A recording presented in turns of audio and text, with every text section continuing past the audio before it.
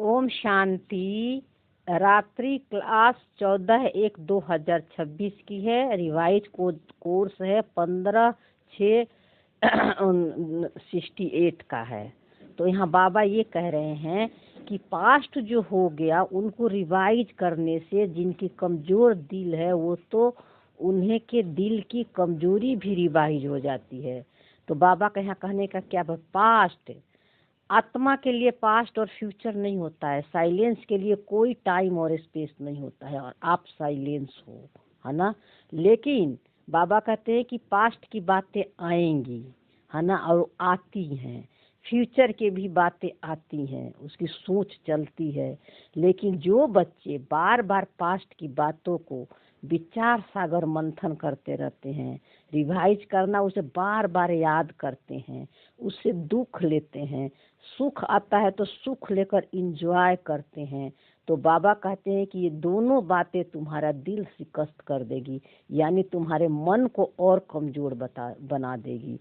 इसलिए पास्ट के या फ्यूचर के दोनों व्यर्थ की भी बातें आ रही हैं, बीती बातें, या चाहे फ्यूचर के लिए भी सोच चल रही है, फुल स्टॉप लगा दो और प्रेजेंट में रहो, नाव में रहो, है ना।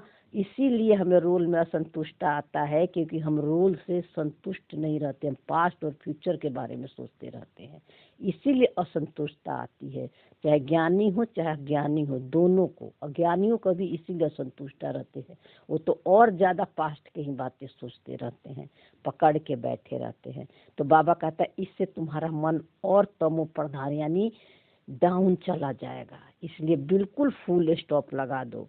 फिर बाबा कह रहा है इसीलिए बच्चों को ड्रामा के पट्टे पर ठहराया गया है। मुख्य फायदा है ही याद से आयु बड़ी होनी है। ड्रामा को बच्चे समझ जाए तो कब ख्याल न आए ड्रामा में इस समय ज्ञान सीखने और सिखाने का चल रहा है। तो बाबा बोल रहा है कि इसीलिए बच्चों को कि बच्चे व्यर्थ का माया का शिकार न बने, माया के जाल में नहीं फंसे, इसीलिए बाबा ने हमें ड्रामा का नॉलेज दिया है। बाबा ने हमें ड्रामा की तो ड्रामा की पट्टा क्या है? ड्रामा के पट्टा है कि ड्रामा से अपने को अलग देखना, अपने सत्य को देखना।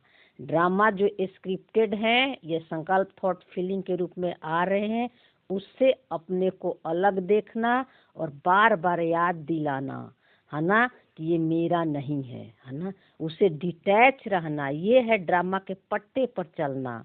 और याद से आयु बढ़ती है, इसका मतलब क्या? आयु किसका बढ़ती है? आत्मा की तो आयु होती नहीं है, आत्मा तो अजर अमर अविनाशी है ना, तो किसका आयु बढ़ेगी?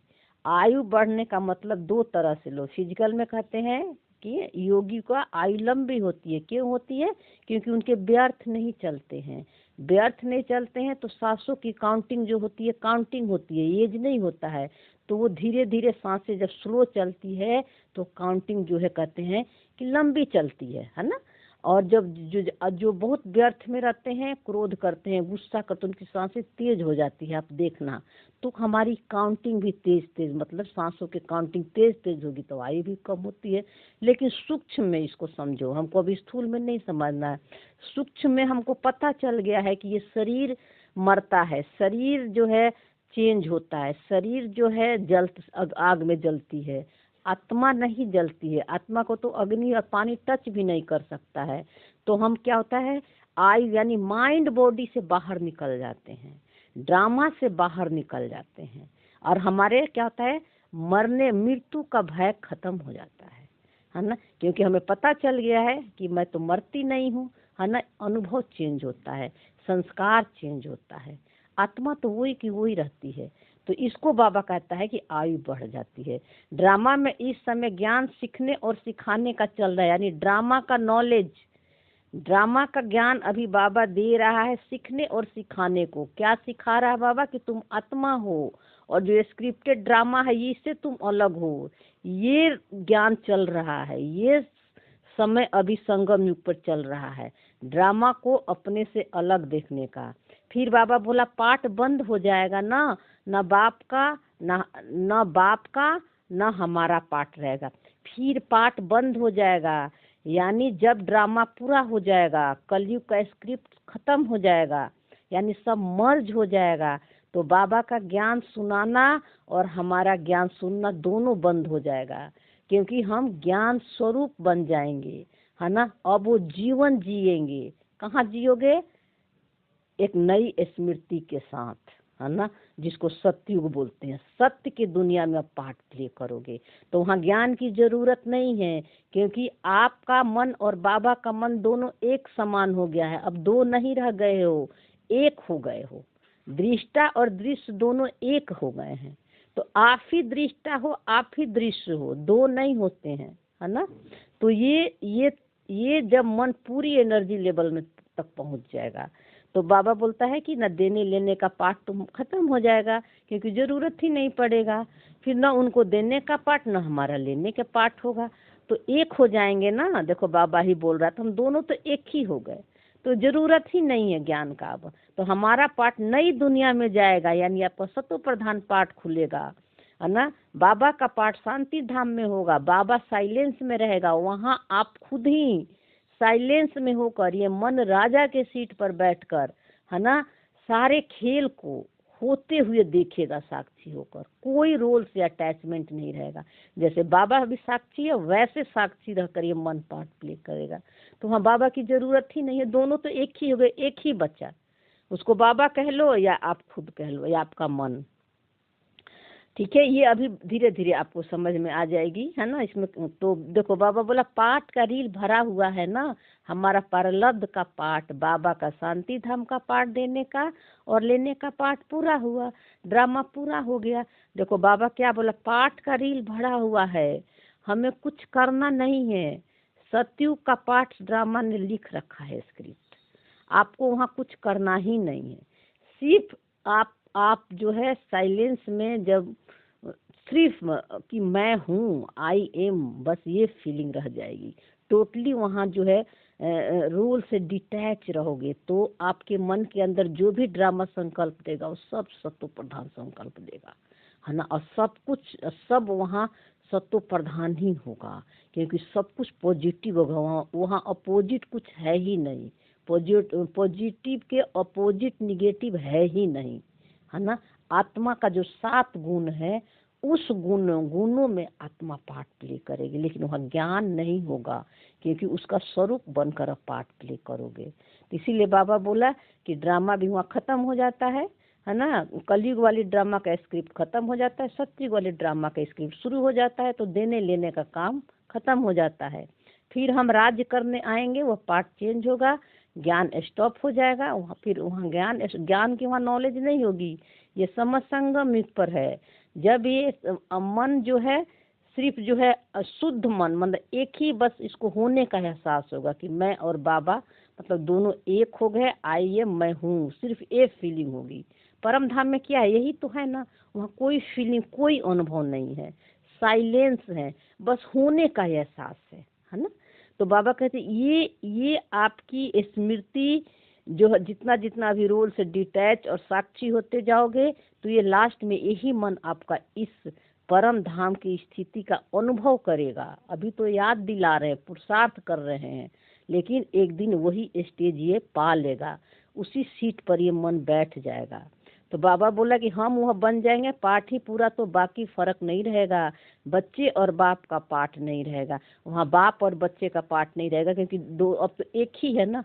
तो वहाँ बाप और बच्चे का पाठ नहीं रहेगा, वहाँ परमात्मा समान रोल प्ले करोगे, है ना। तो वहाँ बाप और बच्चों का पाठ संगम युग पर चलता है। तो यह भी ज्ञान को पूरा लेते हैं, उनके पास भी कुछ रहता नहीं है, न देने वाले पास रहे न लेने वाले में कमी रही, तो दोनों एक दो के समान हो गए। जो कमी बेसी थी, जितना ये मन जो है अपने को परमात्मा समान बना लेता है ना, संगम युग पर पुरुषार्थ करके, तो दोनों एक हो गए। तो देने लेने का काम खत्म। इसमें विचार सागर मंथन करके करने की बुद्धि चाहिए। ये बहुत सूक्ष्म ज्ञान उन्हीं को समझ में आएगी जो नष्टो मोहा बन रहे हैं, जो कि संबंधों से, पदार्थों से, लोगों में कोई अटैचमेंट नहीं है। जब तक नष्टो मोहा नहीं बनोगे, तब तक ये सूक्ष्म ज्ञान बुद्धि में नहीं बैठेगी। नष्टो मोहा बनने के लिए कुछ छोड़ना नहीं है, करना नहीं है, अंदर से डिटैच रहना है। आत्मिक दृष्टि होनी चाहिए। खास पुरुषार्थ है याद की यात्रा का, यानी हर समय अपने को आत्मा समझना। बाप बैठ समझाते हैं, सुनाने में तो मोटी बात हो जाती है, बुद्धि में तो सूक्ष्म है ना। देखो बाबा यही बोला कि सुनाने में बात बहुत मोटी है लेकिन बहुत सूक्ष्म है, क्योंकि हमको शब्दों को ऐसे सीधे नहीं लेना है, हर शब्द के पीछे इसके भाव को समझना है और इसका भाव ही सूक्ष्म है। और जो इस भाव को समझ जाएगा वही जो है प्रैक्टिकल जीवन में अपने साइलेंस को अनुभव करेगा, रोल से डिटैचमेंट का अनुभव करेगा। रोल में कुछ हो भी गया गलतियां, 1 सेकेंड में बैक हो जाओ, क्योंकि आपकी समझ बाबा ने पक्की कर दी है। ये है पुरुषार्थ संगम युग का। तो बाबा बोलते हैं अंदर में जानते हैं शिव बाबा का रूप क्या है, समझाने में मोटा रूप होता है। अंदर में पता है कि शिव बाबा का है, निराकार है, लेकिन जब बताते हैं तो उसको मोटा रूप में बताते हैं, यानी ऐसे बताते हैं जैसे कि बाबा कोई साकारी रूप में है। बाबा साकारी नहीं है, निराकार है। निराकार मतलब उसका नॉलेज, उसका ज्ञान जो हमें समझ दे रहा है, उस समझ से ये मन जो है परमात्मा समान बन जाएगा, है ना। ये मन शिव की शक्ति है। तो शिव की शक्ति कब बनेगा? जब ये शिव के ज्ञान को पूरा हप कर लेगा, यानी उसका स्वरूप बन जाएगा, है ना। जैसे बाबा जो ज्ञान दे रहा है इसको पूरी तरह अपने प्रैक्टिकल जीवन में यूज करेगा, है ना, तब वो परमात्मा समान बन जाएगा। बाबा बोला आत्मा तो है छोटी ना, ये कुदरत कहाँ तक अंत पाएगी, फिर पिछाड़ी में बेअंत कह देते हैं। मतलब ये दुनिया इतनी बड़ी है कि इसको जानना बहुत मुश्किल है, इस यूनिवर्स को, ये बेअंत है। इसीलिए आत्मा परमात्मा और ड्रामा दोनों अनादि और अविनाशी है, इसको किसी ने नहीं बनाया है, इसलिए इसको जानना सबके बस की बात नहीं है। सृष्टि चक्र का अंत तो पाते हैं, रचयिता और रचना के आदि मध्य अंत को तुम ही जानते हो, यानी ड्रामा का तो एंड हो जाता है। तमो प्रधान संस्कार जब मर्ज होगा तो सतो प्रधान पाठ चलेगा, लेकिन ये पूरी सृष्टि का नॉलेज, है ना, इसको जानना सबके बस की बात नहीं है। इसलिए बाबा कहा बाप इनमें प्रवेश करके पढ़ाते हैं, वो बिंदी है। आत्मा और परमात्मा का साक्षात्कार होने से खुशी थोड़े होती है। किसी के मन में अगर आत्मा परमात्मा का साक्षात्कार हो जाता है, लाइट दिखता है, तो उससे कुछ नहीं होता है, उससे आपकी स्थिति नहीं बनेगी। इसलिए बहुत लोग साक्षात्कार देखकर खुश हो जाते हैं। आज बाबा का साक्षात्कार हुआ, ब्रह्मा बाबा का साक्षात्कार हुआ, कोई फायदा नहीं है। साक्षात्कार मन में होता है, जो सूक्ष्म संकल्पों के रूप में है, वो भी एक सपना है ना। इसलिए बाबा कहते हैं कि जब तक तुम विक्रम विनाश नहीं करोगे, यानी रोल से डिटैच नहीं रहोगे, मैं और मेरा लगाना शरीर और रोल को बंद नहीं करोगे, तब तक तुम्हारा विक्रम विनाश नहीं हो सकता। बाबा बोला कि बाप कहते हैं मेरे में ज्ञान बंद हो जाएगा तो तेरे में भी बंद हो जाएगा, क्योंकि मेरा तेरा रह ही नहीं जाएगा। दृष्टा और दृश्य दोनों एक हो जाएंगे, है ना। तो कौन किसको ज्ञान देगा जब एक समान बन गए, यानी यही मन परमात्मा समान बन जाएगा, तो इसको जरूरत ही नहीं है ज्ञान लेने देने का। तो बाबा बोला नॉलेज तो उच्च बन जाते हैं, सभी कुछ ले लेते हैं, फिर बाप तो बाप है ना, तुम आत्माएं आत्मा ही रहेंगे, बाप होकर तो नहीं रहेंगे ना, यह तो ज्ञान है। तो बाप बनकर नहीं रहेंगे, यह तो ज्ञान है। मतलब क्या, ये आत्मा यानी ये मन राजा बन जाएगा और सारे जो है कर्म इंद्रियां इसकी गुलाम बन जाएंगी, प्रजा बन जाएगा। तो ये अब किसी का ये सबका बाप बन जाएगा ये मन, है ना।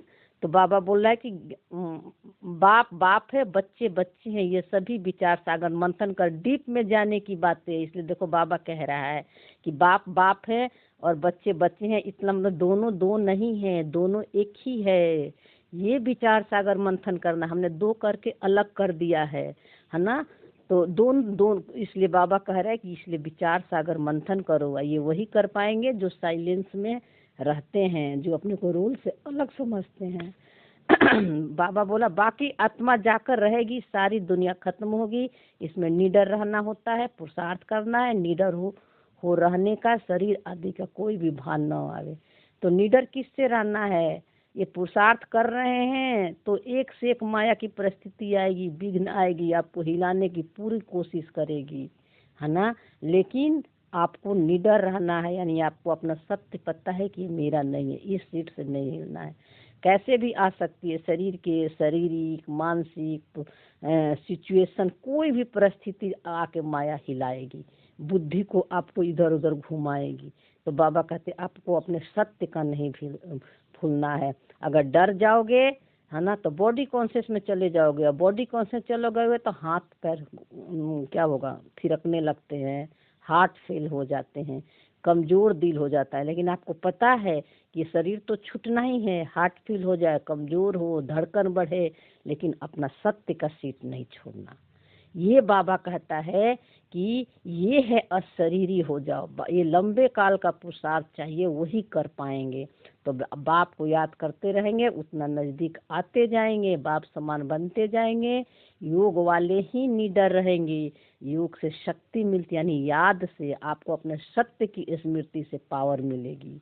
ज्ञान से धन मिलता है, योग से शक्ति मिलती है, यानी ज्ञान धन से, ज्ञान की समझ से आपको पावर मिलेगी माया के विघ्नों से निडर रहने का।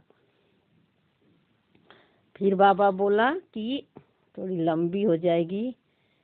बाबा ने बोला, बाबा जो सिखलाते हैं समझते हैं यह राजयोग है, गीता आदि सभी भक्ति मार्ग है, यह ज्ञान मार्ग बाप ही बताते हैं, बाप ही आकर नीचे से ऊपर उठाते हैं। तो गीता वगैरह वो सब भक्ति मार्ग के हैं, लेकिन सच्ची गीता अभी सुनाते हैं इस गीता से, है ना। यानी ज्ञान, गीता ज्ञान यानी समझ मिल जाती है।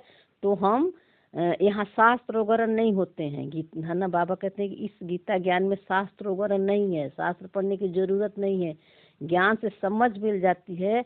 तो हम रियलाइजेशन करते हैं कि रियल आंखों से, तीसरे नेत्र से देखते हैं अपने को और रोल को अलग करके।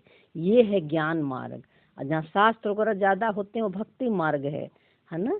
यहाँ लेकिन वो शास्त्र वगैरह नहीं है। तो बाबा कहते हैं बच्चे समझते हैं भक्ति करते करते हम नीचे गिरते आए हैं, अब बाप आकर सच्ची कमाई कराते हैं।